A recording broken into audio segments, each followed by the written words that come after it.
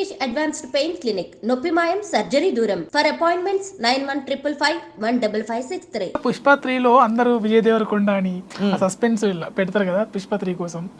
So మళ్ళీ తనే ఏమంటాము షెకావత్ పుట్టి మళ్ళీ వస్తాడు, లైక్ చనిపోడు అనేసి అంటున్నారు. అవును, మాకేమైనా క్లూ ఇవ్వగలుగుతారా?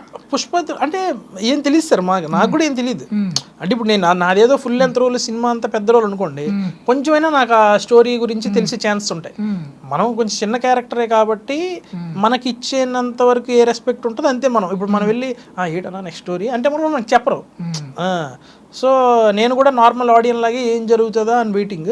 కాకపోతే లాస్ట్ ఫైనల్ షాట్ చూస్తే ఆ కట్అవుట్ కొంచెం విజయ్ దేవరకొండ గారిలా కనిపించారు. సో ఆ హైట్ అదంతా, సో ఆయనే అనుకుంటున్నాను నేను. అయితే ఎందుకు వచ్చిందంటే ఇది బలంగా జనరల్గా సుకుమార్ గారు, పూరి గారు మాట్లాడుకుంటున్నప్పుడు విజయ్తో ఎక్స్పీరియన్స్ ఎలా ఉందని అనేసి అడుగుతారు. ఎవరు అడిగితే మీరు కూడా చూస్తారా, చాలా బాగుంటుంది, మీరు కూడా చూస్తారు కదా, ఆల్రెడీ మీరు చేయబోతున్నారు అని సుకుమార్తో అంటారు. సో ఆ ఉద్దేశంతో ఇట్లా నెక్స్ట్ ప్రాజెక్ట్ తనదే అనేసి అంటున్నారు. అవునవును. సో మీ దాంతో క్లియర్ అయిపోయింది అనుకుంటాను నేను. లేదు, నేను కూడా నార్మల్ ఆడియన్స్ గెస్ట్ చేస్తున్నాను అంతే, నిజమాబద్ధం నాకు తెలియదు. మరి ఏది చేసినా సార్ ప్లాన్ కొంచెం పీక్స్లోనే ఉంటుంది, చూడాలి మరి. అండ్ ఆయన తీసేది ఏదైనా కూడా సర్ప్రైజింగ్ ఎలిమెంట్ లాగా ఉంటేనే బాగుంటుంది. నేను కూడా లిటరల్లీ తెలిసినా కూడా తెలియకూడదు అన్నట్టు ఉంచుకుంటాను, ఎందుకంటే ఆ పెప్ బాగుంటుంది. ఆయన సర్ప్రైజింగ్ ఎలిమెంట్స్ తీసే షార్ట్స్ అన్ని కూడా చాలా బాగుంటాయి. కిసిక్ 2 సాంగ్ కూడా ఉంటుందా? ఎందుకంటే అది చెప్పొచ్చు కదా, ఎందుకంటే దానికి కారణం మీరే కాబట్టి.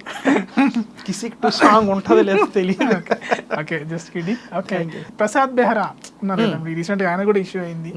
సో అంటే మీకు చుట్టాలా? మీరేమో భరత్ బెహ్రా కాదండి, అది యాక్చువల్లీ బెహ్రా అంటే మనోడు తెలుగు, మాది యాక్చువల్లీ ఒడియా టైటిల్ అది. అదే మీది ఒరియా దాంట్లో కూడా అంటే మీరు ఒరిస్సా అండి, ఒరిస్సా. సో ఇందులో బెహ్రా వేరు, అది BEHERA నాది. మీది మనోడిది BEHARA. చిన్న లెటర్స్ తేడా ఉన్నాయి. అది బెహ్రా ఇదేదైతే ఉందో ప్రొనౌన్సియేషన్ ఒకేలాగా ఉంది కాబట్టి ఒకటే అనుకుంటారు, కానీ కాదు. కానీ ఫ్రెండే కదా, మీరు రీసెంట్గా ట్వీట్ చేసినట్టుగా మీ గురించి. దేని గురించి అంటే పుష్పాలో చేసినందుకు ఎంకరేజ్గా.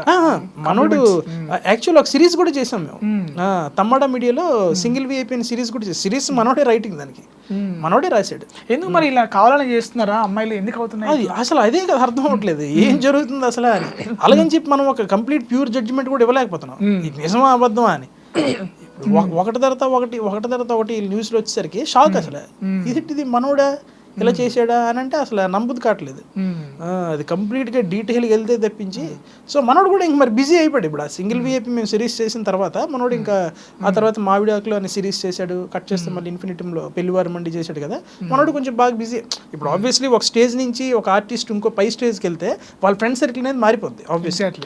సో ఇప్పుడు నా క్యారెక్టర్ ఏంటంటే వన్స్ వాళ్ళ సర్కిల్ మారిన తర్వాత ముందులాగా నువ్వు ఎందుకు మాట్లాడలేదు, అనేది మనకు ఉండదు. ఎందుకంటే ఇప్పుడు ఫర్ ఎగ్జాంపుల్ మన స్థాయి కూడా పెరిగితే మన సర్కిల్ పెరిగిపోద్ది, మనం వాళ్ళతో ఎక్కువ రెగ్యులర్ కాంటాక్ట్లో ఉండలేము. సో అలాగే మనోడు కాంటాక్ట్లో లేడు. ఇంకా మళ్ళీ పుష్ప 2 రిలీజ్ అయిన తర్వాత చూసి నాకు ఫోన్ చేసి కంగ్రాట్స్ రా అన్నాడు, అంతే. మళ్ళీ అప్పుడు 2 years తర్వాత మళ్ళీ ఇప్పుడు పుష్ప 2 రిలీజ్ అయిన తర్వాత కాంటాక్ట్ అయ్యాడు. అంటే థ్యాంక్ యూ అన్న, అది ఇదన్నా అని అంటే, సరే ఉండైతే నీ పోస్ట్ పెడతాను రా, స్టోరీ పెడతాను, కానీ నేను ఇంకా సినిమా చూడలేదు, స్టోరీ అయితే పెడతాను ఇదే అన్నాడు. థ్యాంక్ యూ అన్న, ఏదో ఒకటి పెట్టయితే అంటే పెట్టాడు. ఇంకా నేను ఇంకొక 1 week 10 days అయింది, ఇంటికి వెళ్ళా, ఇలాగ ప్రసాద్ బెహ్రా అని స్టోరీ వచ్చింది. షాక్, అసలు ఇది ఎందుకు ఇలా జరిగిందా ఏంటి అని. సినిమా వాళ్ళంతా యాగం చేయాలేమో. ఇప్పుడు ఆల్రెడీ పుష్పలో కూడా కేశవ పరిస్థితి అది కూడా అలాగే. అసలు వింటుంటేనే రోజుకి ఒక స్టోరీ వస్తుంది, ఇది నిజం జరుగుతుందా ఒకటి తర్వాత ఒకటి. అసలు స్టోరీలు రకరకాలైనా కానీ పళ్ళు అవుతూడడం అదే కదా మెయిన్, అది ఇబ్బంది అయిపోతుంది ఎక్కువ. సో ఇప్పుడు ఎలా ఉంది మరి, ఇప్పుడు ఈ ఊర్లో ఎలా ఉండేది? ఇప్పుడు మీరు ఆల్రెడీ పుష్ప 2లో చేశారు ఊర్లో కానీ ఎంకరేజ్మెంట్ కానీ, అంటే ఇండస్ట్రీ వేరు, ఇంట్లో ఫ్యామిలీ ఫ్రెండ్స్ వేరే విధంగా ఉంటుంది కదా. ఊర్లో ఫ్రెండ్స్ ఊరు లిటరల్లీ అంతా బాగానే సపోర్టెడ్ ముందు నుంచి, ఎందుకంటే మా ఊర్లో నుంచి సినిమా ఇండస్ట్రీ ఉండేది నేను ఒక్కడనే, మరి ఇంకా ఎవరు లేదు. ఎందుకంటే అంత దూరం నుంచి హైదరాబాద్లో అక్కడెక్కడో ఒరిస్సా, అది ఒరిస్సా కంప్లీట్ ఒరిస్సా కాదులే, బార్డర్ మాది, నెక్స్ట్ స్టేషన్ నుంచి ఆంధ్రాయే, కానీ ఇంక ఒరిస్సా అండర్లోకి వస్తుంది కదా.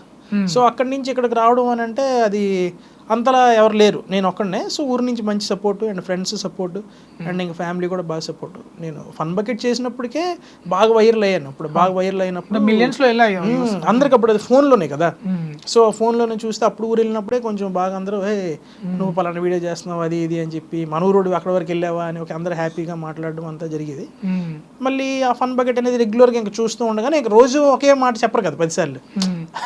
ఆల్రెడీ నేను వైరల్ అయ్యాను, నేను ట్రెండింగ్లో ఉన్నాను కానీ 10 సార్లు నేను ఊరు వెళ్ళినప్పుడల్లా నువ్వు కేక హైలైట్ అని ఏమన్నారు. సో మళ్ళీ after these many years Pushpa 2 అనేది మళ్ళీ బిగ్ ఫిలిం, మళ్ళీ అంత పెద్ద సినిమాలో కనిపించాను. కానీ ఇప్పుడు ఇంకొంచెం హడావిడి ఎక్కువైంది ఊర్లో. హడావిడి అంటే వెళ్ళాము ఊరికి, అందరూ ముందులా కాకుండా మళ్ళీ వచ్చి ఫోటోలు దిగుదామని, ఎక్కడ రోడ్డు మీదకి వెళ్తున్నా సరే వచ్చి ఫోటోలు దిగడం. మనకది నేను కూడా ఎక్కువ వెళ్ళలేదులేండి బయటికి ఈసారి వెళ్ళినప్పుడు, ఎందుకంటే వెళ్తే మళ్ళీ అందరు క్రౌడ్ లాగా వచ్చేస్తున్నారు అనమాట. అంటే అది అంత పెద్ద సినిమా కదా, ఆబ్వియస్లీ ఇది ఉంటుంది. సర్లే అని చెప్పి కొంతమందిని కలిసి, ఇంటికి చాలామంది వచ్చారు ఫోటోలు దిగడానికి మాట్లాడడానికి అలా వచ్చారు. అండ్ దీనికన్నా ముందు స్టార్ మూవీ ఏం చేయలే? స్టార్ ఏదండి? దీనికన్నా ముందు మూవీస్ అంటే స్టార్ హీరోతో చేయలే? స్టార్ హీరోస్తోనే చేశానండి. ఇప్పుడు అది పెద్ద స్టోరీ. ఇప్పుడు చేసాము కొన్ని ఏంటంటే ఇండస్ట్రీలో మనకి చేస్తాము, అవి ఎడిటింగ్లో ఉంటాయా లేదా అనేది ఒక డౌట్. ఎవరితో చేశారు? సరే ఎడిటింగ్లో ఉంది. డిస్కో రాజా చేశా, చాలా మంచి క్యారెక్టర్. అసలు డిస్కో రాజాయే పుష్ప కంటే పెద్ద బ్రేక్ అనుకున్నాను. రవితేజ గారితో మంచి కాంబినేషన్ అది, రవితేజ గారితో కాన్వర్జేషన్ అది చాలా ఫన్నీ సీన్ అది.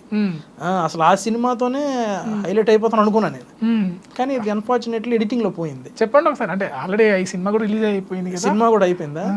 అంటే కొంచెం పెద్ద సీన్ అది సార్. నేను యాక్చువల్లీ ఎట్లా ఉండేది ఇప్పుడు సారు అది ఏంటంటారంటే రవితేజ గారు ట్రాఫిక్ పోలీస్ గెటప్ వేస్తారు అది సాంగ్ ముందు సీన్ అనమాట. నేను ఇలా బైక్ మీద వస్తా, బైక్ మీద వచ్చాడు అంటే ఆపుతారు. ఆపిన తర్వాత హెల్మెట్ ఏదరా అని అడుగుతారు అనమాట. అక్కడ ఒక చిన్న ఫన్నీ సీన్, హెల్మెట్ లేదంటే సార్ ఇప్పుడే ఇంట్లో మర్చిపోయాను అని అంటాడు అని అంటాను అనమాట. అన్న తర్వాత ఆర్సీ ఎదురా అని అంటే ఓహో సార్ యూసిల్లీ ఇప్పుడే సార్ వచ్చే ముందే మా ఫ్రెండ్ గడు పాకెట్లో పెట్టుకోరు అన్నాడు కానీ మర్చిపోయి. సో వాళ్ళకి మళ్ళీ ఇంకో లైసెన్స్, అలాగే ఒక్కొక్క దాని మీదకి ఆ ఫన్ అని ఆ టైప్ ఆఫ్ ఆయనకి ఎటకారంగా నేను అంటూ ఉంటా. అనిసిన తర్వాత సర్లే అని చెప్పి ఫైన్ కట్టు అని డబ్బులు తీయమంటారు. ఫైన్ కట్టు అని డబ్బులు తీయమంటే నేను అప్పుడు చిన్న డ్రామా ప్లే చేస్తాను, ఎమోషనల్ డ్రామా. సార్ యాక్చువల్లీ అని చిన్న, అంటే నిజంగా ఏడుపు కాదు అది, దొంగ ఏడుపు. ఆ టైప్ ఆఫ్ చేసిన తర్వాత సార్ వచ్చి ఆ డబ్బులు తీసుకొని ఆ పక్కనే ఒక షాప్ ఉంటుంది, ఆ షాప్లో హెల్మెట్ తీసుకొని వచ్చి హెల్మెట్ నా మీద ఇలా పెడతారు. నేను నిజంగా డ్రామా చేసినట్టు ఏడ్చి ఇలాగ మా అమ్మగారికి ఒంట్లో బాగాలేదు సార్ అనేది డ్రామా చెప్తారు కదా, నిజంగానే మీ అమ్మగారికి ఒంట్లో బాగుందో లేదో నాకు తెలియదు కానీ నీకు ఏదైనా అయితే ఎక్కువ బాధపడేది ఆవిడే, అందుకే బైక్ మీద వెళ్ళినప్పుడు ఎప్పుడు కూడా హెల్మెట్ వేసుకొని వెళ్ళాలి అని చెప్పి హెల్మెట్ ఇలా పెట్టి ఒక చిన్న సోషల్ మెసేజ్ లాగా ఇచ్చి వెళ్ళిపోతుంటే నేను మళ్ళీ డ్రన్ బండి మీద వెళ్ళి సార్ అని పిలిస్తే అని అంటారు.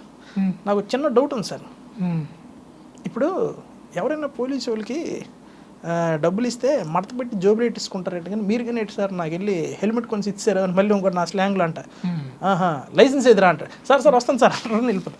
సో అదొక సీన్. అలాగే ఇంకొక సీన్, ఇలాగ ఒక 2-3 ఫన్నీ సీన్స్ ఉన్నాయి. అన్నీ పోయాయా? పోయింది అలాగ. అంటే అంత పెద్ద స్టార్తోని ఆ డైలాగ్ ఇది అనేది. అంటే ఎలా ఉండేవారు రవితేజ గారు మీతో, అంటే బిహైండ్ ద స్క్రీన్ అంటే ఇంతే జరిగింది నార్మల్ అంటే మాట్లాడారు? అంటే మీరు పంచలేశారు కదా సినిమాలో, అదే నేను ఎందుకు అన్నాను అది బ్రేక్ అవుతుందని అనుకున్నానంటే ఆయన యాక్చువల్ అందరికి పంచులు వేస్తారు కదా, లిటరల్ నేను ఆయనకి వేస్తాను పంచు. సో అందుకే ఆ సీన్ బాగా పేలుతుంది అనుకున్నా. సార్ బాగానే ఉన్నారు, బాగానే మాట్లాడారు. అంతా అయిపోయిన తర్వాత చాలా ఓపెన్గా ఉంటారు ఆయన. సినిమా అయిపోయిన తర్వాత కూడా వెళ్ళిపోతుంటే సార్ ఒక ఫోటో సార్ అన్న అప్పుడే ముందే అడగచ్చు కదా అదే అంటే దాదా అన్న ఫోటో ఇచ్చారు అంతే. అది ఒక నైట్ షూట్ జరిగింది అనమాట రామోజీలో, అదొకటి. నెక్స్ట్ గుంటూరు కారం చేశా, గుంటూరు కారంలో కూడా పోయింది. గుంటూరు కారంలో కూడా మహేష్ బాబు గారి కాంబినేషనే. ఇప్పుడు అదేంటంటే పెద్దలతో చేస్తున్నాను, ఒకటి ఏమో మంచి క్యారెక్టర్ ఎదిరిపోద్ది అనుకుంటే మళ్ళీ ఎడిటింగ్ లో పోతుంది. మహేష్ బాబు గారితో అంటే అది మరి అంటే ఇప్పుడు రవితేజ గారు అంత పెద్ద సీన్ కాదు కానీ అంత పెద్ద సెలబ్రిటీ అంత పెద్ద స్టార్ తోని మనకి ఏదో క్యారెక్టర్ పడిన హ్యాపీనెస్ వేరు కదా. అది ఒక సునీల్ అన్న ఉంటారు సినిమాలో, వాళ్ళతో పాటు 4 యూట్యూబర్స్ ఉంటారు. అంటే యూట్యూబర్స్ ఇన్ ద సెన్స్ ఆ యూట్యూబ్ లో కొంచెం బాగా ట్రెండింగ్ అయిన వాళ్ళని పెడదాము, కొంచెం చూడడానికి రఫ్ అండ్ టఫ్ లుక్ ఉండాలి కానీ ఫుల్ కామెడీ చేయాలనే టైప్ లో డైరెక్టర్ గారు అనుకున్నారు త్రివిక్రమ్ సార్. సరే అని చెప్పి ఒక 4 సెలెక్ట్ చేస్తే మేమందరం సునీల్ గారితో ఉంటాం. ఒక చిన్న షాపింగ్ మాల్లో ఫన్నీ సీన్ అది. అయితే ఆ సీన్ చేస్తున్నప్పుడు సునీల్ అన్న ఫుల్ సీరియస్ ఉంటాడు, అది ఒక టైప్ ఆఫ్ ఫన్ అనమాట. వెళ్ళండిరా అని అంటే కొట్టడానికి వెళ్ళండి అనే టైప్లో. అలాగే ఒకరు వెళ్తాం, ఫన్ అవుతుంటుంది. అక్కడ మహేష్ బాబు గారు నించొని ఉంటారు, మనకు కొడుతుంటారు.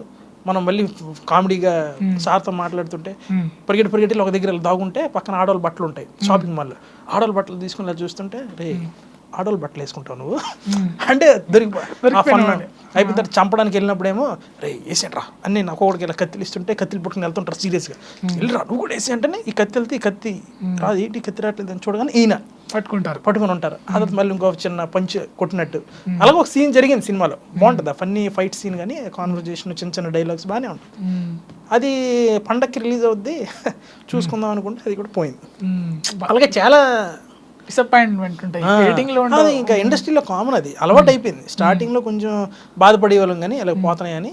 బట్ ఒక సెర్టైన్ స్టేజ్ మనకంటూ ఒక క్యారెక్టర్ పడి, అంటే ఇలా ఇప్పుడు ఇంతవరకు చేసినవి చిన్న క్యారెక్టర్స్ ఈ సినిమాలో మనం యూట్యూబ్ వల్ల ట్రెండింగ్ అయ్యాం కాబట్టి పలానా ఒక పిల్లడికి ఒక క్యారెక్టర్ ఇద్దామని చిన్న బిట్ ఏదో పెట్టి అలా యాడ్ చేస్తారు. కానీ ఒక full length role throughout మంచి ఇంపాక్ట్ ఉన్న క్యారెక్టర్ ఏదైతే పడుతుంది సినిమాలో, అప్పుడు మనకి ఎడిటింగ్ ప్రాబ్లమ్స్ ఇంతవరకు అలాంటిది ఏం పడలేదు.